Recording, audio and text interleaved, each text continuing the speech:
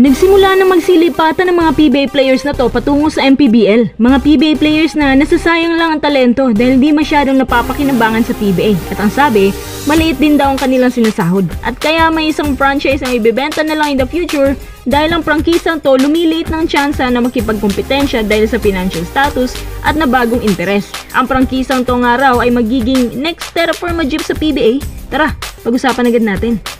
Habang maaga pa, simula na ang ikangay trip to Jerusalem para hindi na matulad sa Terra Firma na may active contract pero wala namang kasiguraduhan ng team kung hanggang kailan na lang sila sa PBA at inconsistent pa ang mga pasahuran. Ang Northport, malapit na raw maging Terra Firma Jeep at ang mga players dito unti-unti nang nagsisialisan dahil sa umunoy naghihingalong financial status na nag-iba ng interes ng owner.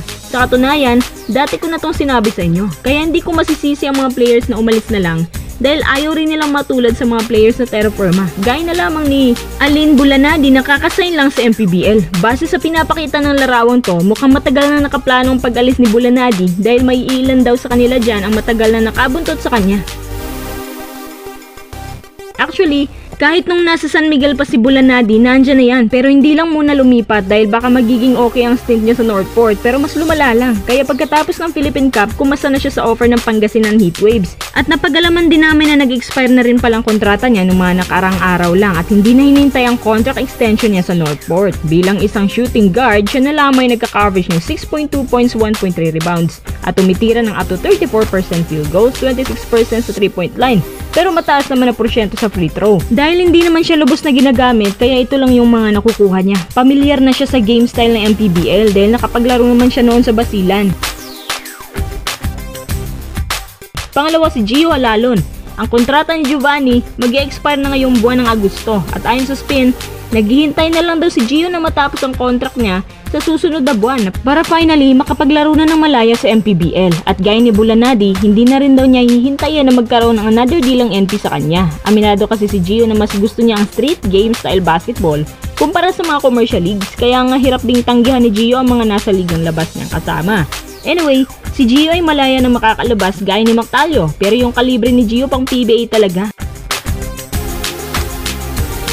At sa lahat-lahat ng team na napasukan niya, sa Magnolia lang siya bumagay. Nung nailipat siya sa NP, siya ay nagkaka-average ng 8.3 points, 4.4 rebounds, 4.6 assists per game. Ang dating average niya na 13 points per game sa Magnolia, ito na lang ang inabot ngayon. Napansin ko rin na medyo hindi lang din alam masyado ni Coach Bonitan kung paano i-utilize ang mga guards. Nakafocus kasi siya kay Fran Yu.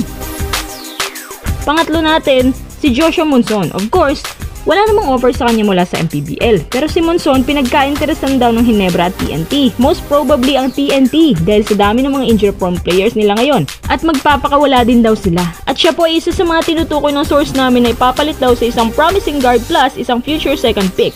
At sa palagay ko, good choice itong si Monson sa TNT for now. Kasi no choice ang TNT ngayon Kailangan talaga nila ng key players na malubha. Kasi kahit nandyan si RSJ pero kung puro naman injured yung mga kasama niya, wala pa rin yan. At ang punto din dito, kahit di siya mapuntang MPBL, malilipat naman sa ibang team gaya ng nakagawian.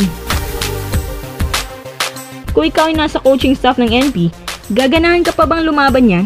Kung ako din sa mga players kapag palubog na ang team, tamang hakbang din na magsialisa na sila para sa kanilang kapakanan at karera. Kaya pala nasabi ni Snow Badwa na ibibenta lang ang franchise ng may-ari kasi may problema daw sa pinansyal at wala na rin sa basketball ang kanyang interes. Asahan din natin na hindi lang 3 players ang aalis, kundi pati yung ibang mga players dyan sa NP. 2 teams nang nagiging ganito sa PBA at kinakabig na ng taga-ibang bansa ang mga players. Hindi pa ba naalarma ang PBA niya? Ang pagbabalik ng Terra Firma, panandalian lang yan. Ang NP susunod na sa kanila. At ano naman kaya ang kahihinat na ng NP, gayong nilalayasan na sila ng kanilang mga key players?